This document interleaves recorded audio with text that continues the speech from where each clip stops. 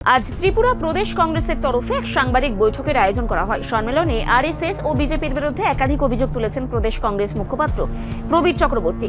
তিনি বলেন, গান্ধী নেহরু পরিবার দীর্ঘদিন ধরে ষড়যন্ত্রের নিশানায়। প্রাক্তন প্রধানমন্ত্রী ইন্দিরা গান্ধী এবং রাজীব গান্ধীর হত্যাকাণ্ডকেও তিনি বৃহত্তর ষড়যন্ত্রের অংশ হিসেবেই বলে দাবি করেন।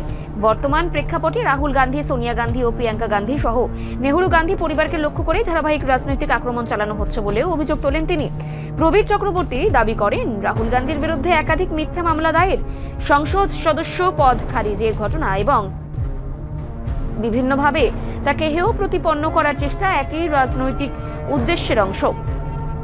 তিনি অভিযোগ করেন, বিজেপি সাংসদদের মাধ্যমে সংসদে রাহুল গান্ধীর সাংসদ পদ আজীবনের জন্য বাতিল করার দাবি তোলা হয়েছে। এছাড়াও সম্প্রতি করণী সেনা এর মুখপাত্র পরিচয়ে এক ব্যক্তি প্রকাশ্যে রাহুল গান্ধীকে হত্যার হুমকি দিয়েছেন বলে উল্লেখ করেন তিনি।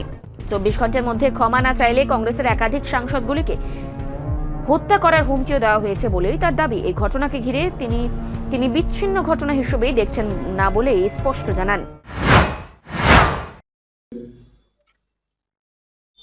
প্রদেশ কংগ্রেসের পক্ষ থেকে শুভেচ্ছা, অভিনন্দন। পাশাপাশি আপনাদের মাধ্যমে রাজ্যের সমস্ত শান্তিপ্রিয় মানুষদেরই আমরা অভিনন্দন জ্ঞাপন করছি। আমরা আজ এখানে দেশে প্রবহমান রাজনৈতিক যে পরিস্থিতি, এর নিরিখে অতীব গুরুত্বপূর্ণ একটি বিষয় আমরা আপনাদের মাধ্যমে রাজ্যবাসীর দৃষ্টি আকর্ষণের পাশাপাশি আমরা কৈফিয়ত চাইব। দেশের সরকারের হয়ে এখানে যারা আছেন ওনাদের কাছে, ওনারা দেশটাকে কোথায় নিয়ে যেতে চাইছেন সে বিষয়টা জানতে চাই। আপনারা সকলেই জানেন যে আজকে আমাদের স্বাধীন ভারতে রাষ্ট্রের প্রায় পুরোটা নিয়ন্ত্রণ করছে আরএসএস। এদের মতাদর্শ কার্যকরী করা,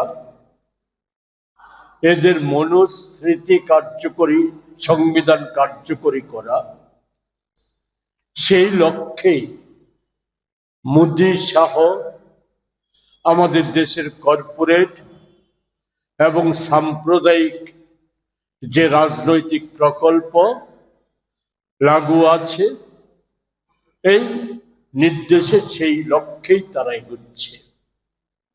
তো সেক্ষেত্রে খুব অতি সংক্ষেপে যেটা বলতে চাই, সকলেরই জানা আছে আরএসএস তার জন্মের পর থেকে এবং হিন্দু মহাসভা বা স্বাধীনতা পূর্বের হিন্দুত্ববাদী সংগঠনগুলি এবং মুসলিম লীগ কেউই এই স্বাধীন সার্বভৌম ভারতবর্ষ চায়নি।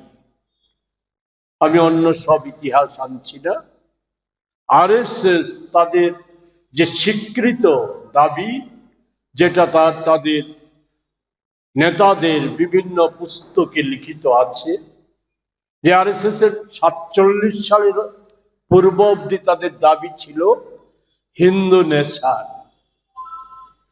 এই হিন্দু নেশন গঠনের প্রশ্নে তাদের কাছে প্রধান বাধা ছিল জাতীয় কংগ্রেস। সেই সময় এটা আজও তাদের কাছে প্রধান বাধাই জাতীয় কংগ্রেস। তাই স্বাধীনতার আগে যেমন আমরা দেখেছি কংগ্রেসকে দুর্বল করার নানা প্রক্রিয়া, নানা চেষ্টা, তারপরে সফল হয়নি। 47-এর 15ই আগস্ট থেকে জানা আছে স্বাধীন ভারতবর্ষ তৈরি হয়। এরা স্বাধীনতা পতাকা মান্যতা দেয়নি, সংবিধান মান্যতা দেয়নি, যা চালিয়ে দিয়েছিল, এসবই আপনাদের জানা আছে, আমি বলে ভারাক্রান্ত করতে চাই না। কিন্তু তাদের ভেতরের রাগটা তার বহিঃপ্রকাশ ঘটিয়েছিল আরএসএস পরিকল্পনা করে ওই সময়ে তাদের প্রধান সেবক নাথুরাম গডসেকে দিয়ে 1948 সালের 30শে জানুয়ারি সেখানে জাতির পিতা মহাত্মা গান্ধীজিকে নৃশংসভাবে হত্যার মধ্য দিয়ে। রিপোর্ট সংবাদ প্রতীক্ষা।